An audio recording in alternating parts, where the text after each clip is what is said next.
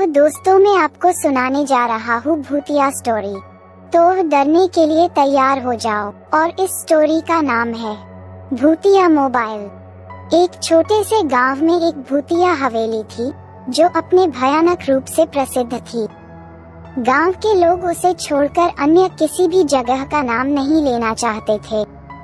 एक दिन गांव के नए मुकदमा वाले अधिकारी को उसी हवेली में तैनात किया गया। जब अधिकारी वहां पहुंचा तो उसे एक पुराना भटकता हुआ मोबाइल मिला। मोबाइल अनोखी तरीके से एक वेंटिलेशन सिस्टम के ऊपर से गुजर रहा था।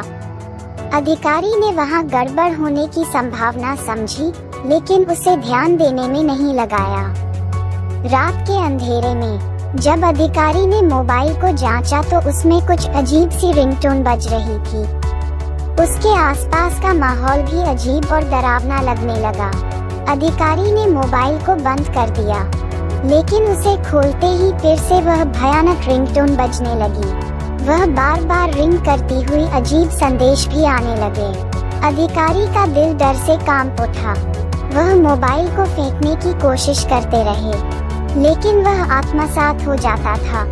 संदेश और रिंगटोन उसे बिल्कुल वैसे जैसे पहले से थे। बिना सोचे समझे उसने मोबाइल को साथ लिया और गांव के बाहर निकल दिया, लेकिन वहां जाकर भी मोबाइल वाले भयानक संदेश और रिंगटोन से छुटकारा नहीं मिला।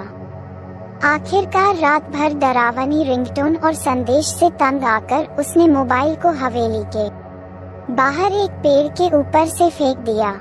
उसके दिन और रात शांत हो गए, लेकिन कुछ दिनों बाद उसे एक रात दूसरे दिन अद्भुत घटना से भयभीत होकर मौत हो गई। गांव के लोग समझ नहीं पाए कि उस अधिकारी को ऐसा क्या हुआ था जिससे उसे इतना बड़ा डर लग गया और उसकी आखिरी मौत हो गई। लेकिन उन्होंने ये सोचा कि भूतिया हावड़े के राज और रहस्य से अब तक कई ही जिंदगियां सिवाय उस अधिकारी की ली गई हैं, जिन्हें अब तक किसी ने नहीं सुना।